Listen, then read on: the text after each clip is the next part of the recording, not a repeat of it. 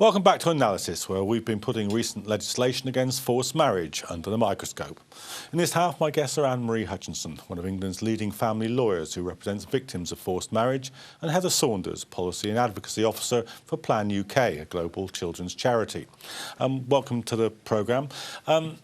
Anne-Marie, you were involved, weren't you, in one of the early cases in 2008 of a woman who went through a similar kind of criminalisation process, Lydia Urhire, is that right? What happened in that case? Well, I represented the first victim in a case where we got a forced marriage civil protection order, and that woman was taken abroad, and indeed she was married. And not only did we have to deal with the protective measures and repatriation, but we had to end that marriage for her because it was a valid marriage. And what was startling about that case is that she was aged 32 and was an educated woman, highly educated professional woman. And she had fallen victim of this practice, albeit that she lived in the UK and was working. So in many ways, it dispelled the myth that it's only young people, young and vulnerable people, often under 18. It is a practice that spans all age ranges. And would you say that the outcome of that process, of that being something that was taken through the courts, worked in this instance? Well, in that particular case, if we had not had the new then civil protection orders, I don't think we would have got her back. And I'm not even sure she would have survived because her family were immensely angry that she'd sought help.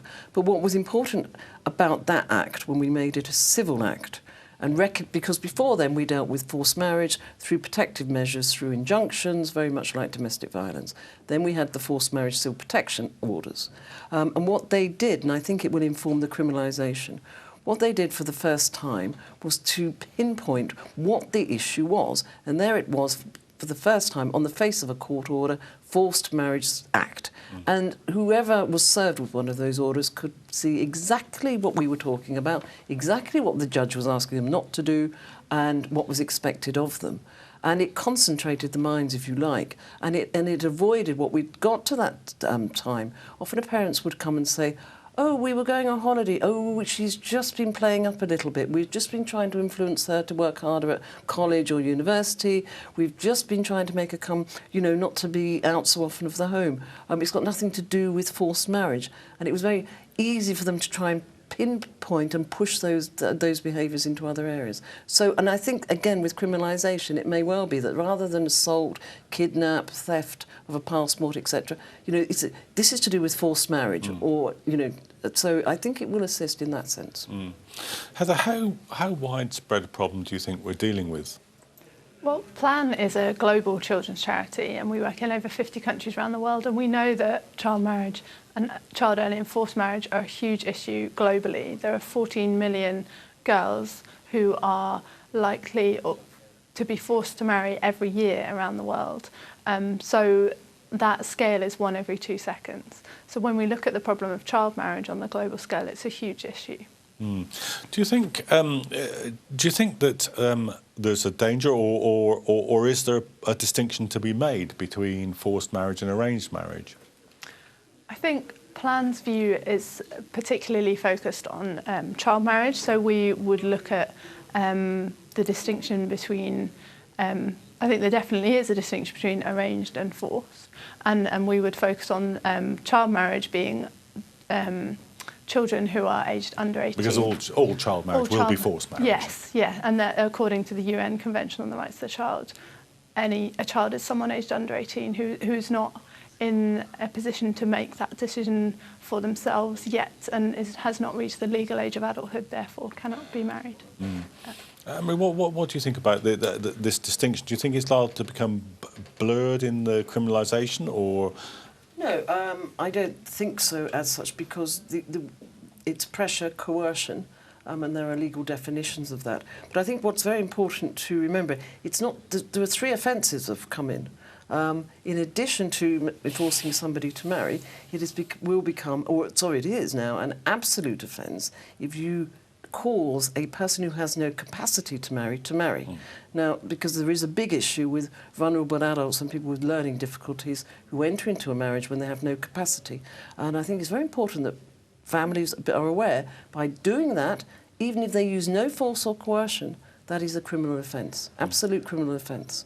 And the third offence is the issue of deception. So if you deceive somebody to leave the UK for the purposes of a forced marriage, that deception is also a criminal offence. And the person who takes part in the deception may not be the immediate perpetrators. That may be the uncle who arranges the tickets, or somebody else who's been part of persuading that young person to go overseas for what they think is a holiday or whatever it is. So it's not. There are three main parts to this Act, and that are very important. You were saying when we discussed the 2008 case that the woman was 32 years old. But mostly we've talked about this as affecting people who are underage or in other ways incapable of making this kind of decision.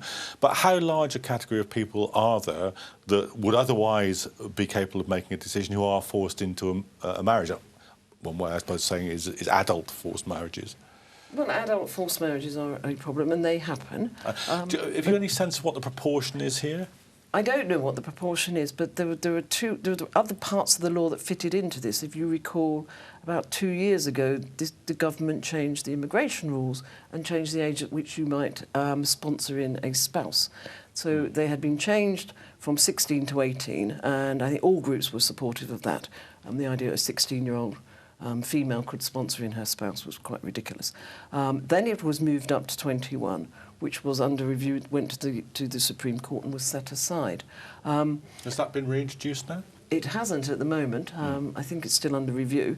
But what that did show is that there are a number of young people who their parents would wait then. If they couldn't bring in a spouse at 21, they'd wait until they were 22. So, and now it's over 18. So I think the proportion is perhaps higher than it was previously when the spousal entrance clearance age was 16. I suppose if you keep kicking up the age limit, that's almost bound to happen, exactly. isn't it? But I do agree that this issue of arranged marriage and forced marriage is essential to keep in mind. But you know, as Heather says, the idea of children, and a huge proportion of children are still entering into the marriage. The youngest case I dealt with was shocking. A 9-year-old child who'd been brought up in this country was married in Bangladesh, married. She came back talking to me at 9 years old about her husband. And shocking that could still happen and still does happen. And we must remember that. Well, you know, it just can't be allowed to continue. And what's your sense of the scale of the problem in this country? I mean, you mentioned global figures, but so Plan UK is focused on child marriage globally. We don't actually have programmes in the UK, but we are part of Girls Not Brides, which is a UK network of organisations working to end child marriage, both globally and in the UK. And from conversations with our partners based in the UK who are running programmes and supporting girls who are victims or are likely to be think they're at risk of being forced into marriage here in the UK, I think it's high. I know that the forced marriage unit in the UK dealt with 1,302 cases last year, so that scale is indicative of it being a significant problem, as Anne-Marie says. What's your? We discussed this in the first part of the programme, but I'd like to get your view of it as well. What's your view of the discussion that's taken place that criminalisation may, as it seems to have done in Scotland, lead to less reporting, either because people don't trust the police or because the effects on them and their families might kind of run out of control or have consequences for them that they aren't willing to face?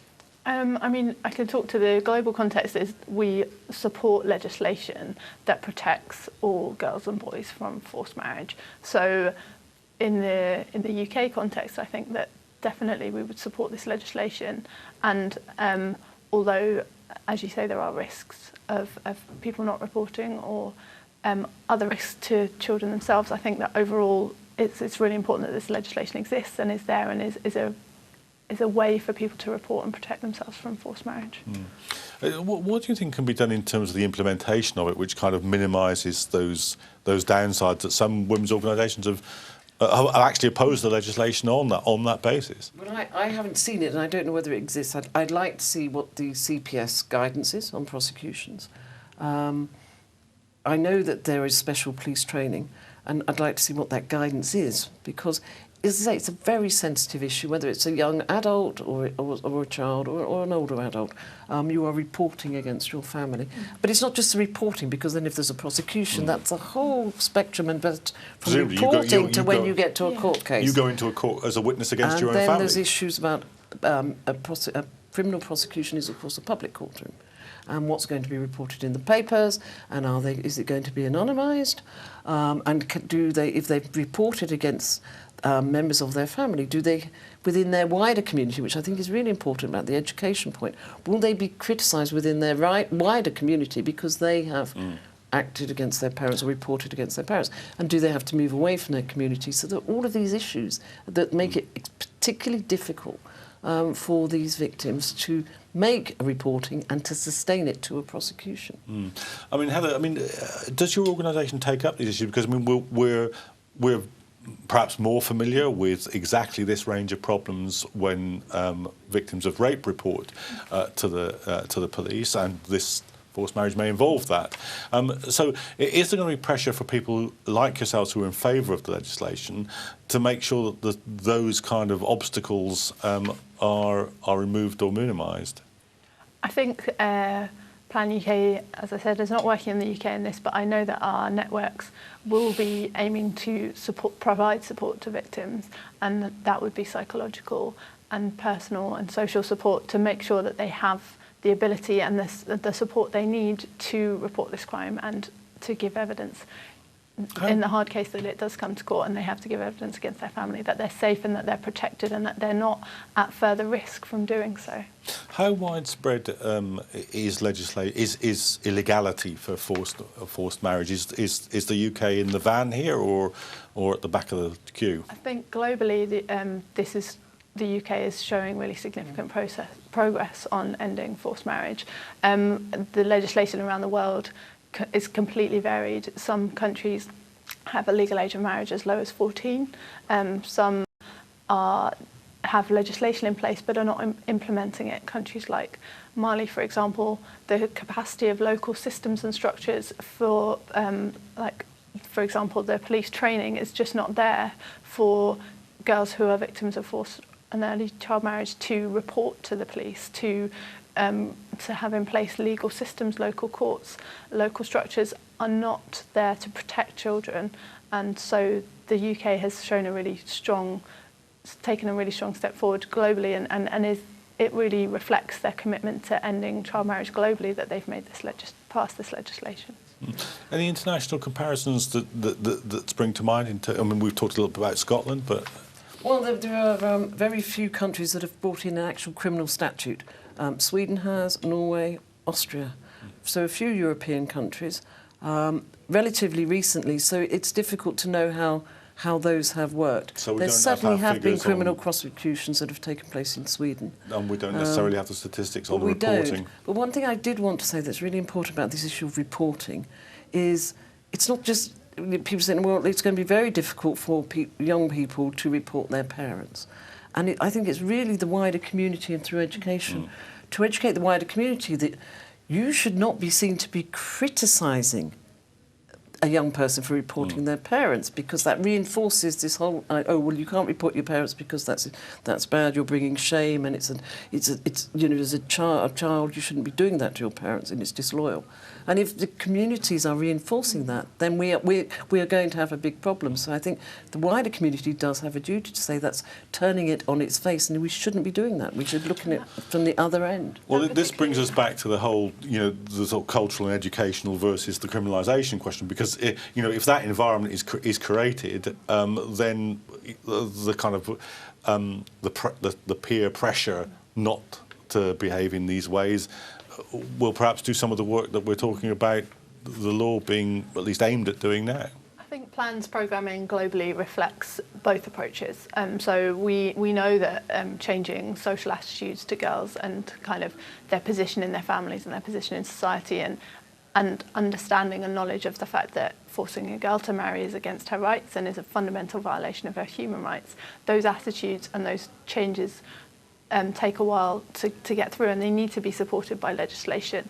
We can't, I don't think, do one without the other, and so we need to work with communities to change their values and the way they support girls, and bring gender equality so that girls are equal and have the right to say no to marriage, but then also we need to work on that legislative support and those legislative processes that enable girls to defend their rights through the legal system. Okay.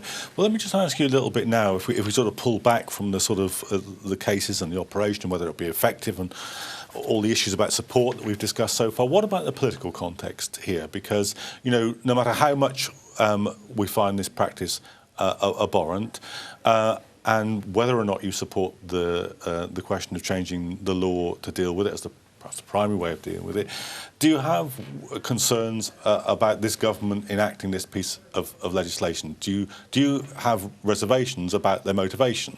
Because, you know, there's an election coming up. The political atmosphere is distinctly hostile to immigrants in lots of sections of the political spectrum. The Tories aren't exactly well known for, in other respects, sticking up for immigrants' rights. Do you think there's another political agenda running from the one that you represent, from the people who brought the legislation in?